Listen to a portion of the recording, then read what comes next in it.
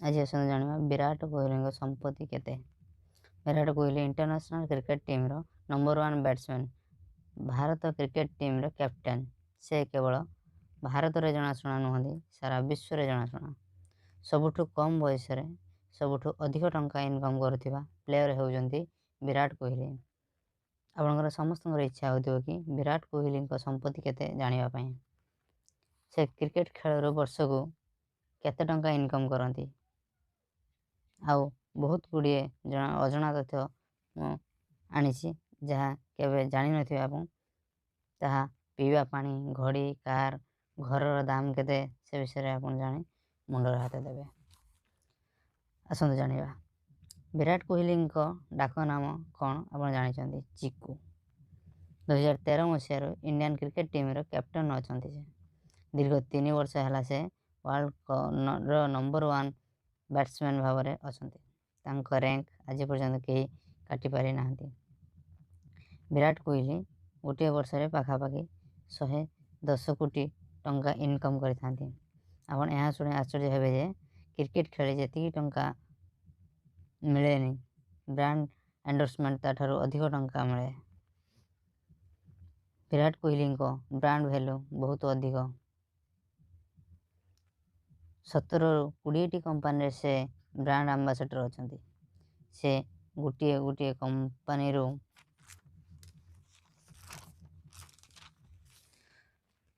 10ରୁ 100 କୋଟି ପର୍ଯ୍ୟନ୍ତ ଟଙ୍କା ନେଇଥାନ୍ତି।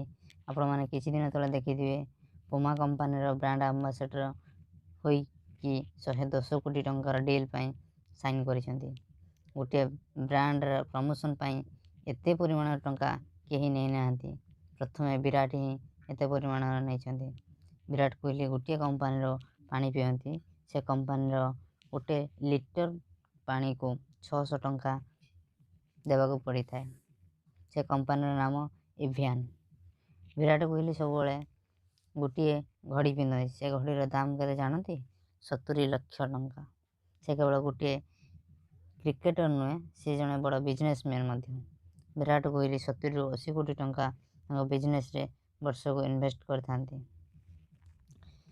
BCCIର ସେ A+ କ୍ୟାଟେଗୋରୀର ପ୍ଲେୟାର। ତାଙ୍କୁ ପ୍ରତିବର୍ଷ 7 କୋଟି ଟଙ୍କା ଦିଆଯାଏ କେବଳ କ୍ରିକେଟ ଖେଳିବା ପାଇଁ। ଡିଟେଲ୍ସରେ କହିବାକୁ ଗଲେ ଗୋଟିଏ ଟେଷ୍ଟ ମ୍ୟାଚ୍ ଖେଳିବା ପାଇଁ 7 ଲକ୍ଷ ଟଙ୍କା, ୱାନ୍ ଡେ ମ୍ୟାଚ୍ ଖେଳିବା ପାଇଁ 5 ଲକ୍ଷ ଟଙ୍କା, ଗୋଟିଏ T20 ମ୍ୟାଚ୍ ଖେଳିବା ପାଇଁ 2.5 ଲକ୍ଷ ଟଙ୍କା ନେଇଥାନ୍ତି। IPLର ଗୋଟିଏ ସିଜନ୍ ଖେଳିବା ପାଇଁ 17ରୁ 20 କୋଟି ଟଙ୍କା ନେଇଥାନ୍ତି। ବିରାଟ କୋହଲିଙ୍କର ମୁମ୍ବାଇ ଏବଂ ଦିଲ୍ଲୀରେ ବହୁତ ବଡ଼ ଆଲିଶାନ ଘର ଅଛି। ତାଙ୍କର ବହୁତ ଗୁଡ଼ାଏ ଲକ୍ସରୀ କାର୍ ଅଛି। ଦୁନିଆର ସବୁଠାରୁ ଦାମୀ କାର୍, ଯାହାର ଦାମ 15ରୁ 20 କୋଟି ଟଙ୍କା, ତାହା BMW ମର୍ସିଡିଜ୍ କାର୍ ତାଙ୍କ ପାଖରେ ଅଛି। ଆପଣ ଜାଣିଥିବେ ଆମ ଭାରତର ସବୁଠାରୁ ବଡ଼ ଆୱାର୍ଡ଼ ରାଜୀବ ଗାନ୍ଧୀ ଖେଳରତ୍ନ ପୁରସ୍କାର, ତାହା ମଧ୍ୟ ତାଙ୍କୁ ମିଳିସାରିଛି। ସେ ଏପର୍ଯ୍ୟନ୍ତ 250ଟି ODI ମ୍ୟାଚ୍ ଖେଳିସାରିଛନ୍ତି। ସେଥିରେ ସେ 12,000 ରନ୍ କରିଛନ୍ତି। ବର୍ତ୍ତମାନ ସମୟରେ ଚାଲନ୍ତୁ ଜାଣିବା ତାଙ୍କର ମୋଟ ସମ୍ପତ୍ତି ବିଷୟରେ। ତାଙ୍କର ମୋଟ ସମ୍ପତ୍ତି 630 କୋଟି ଟଙ୍କା।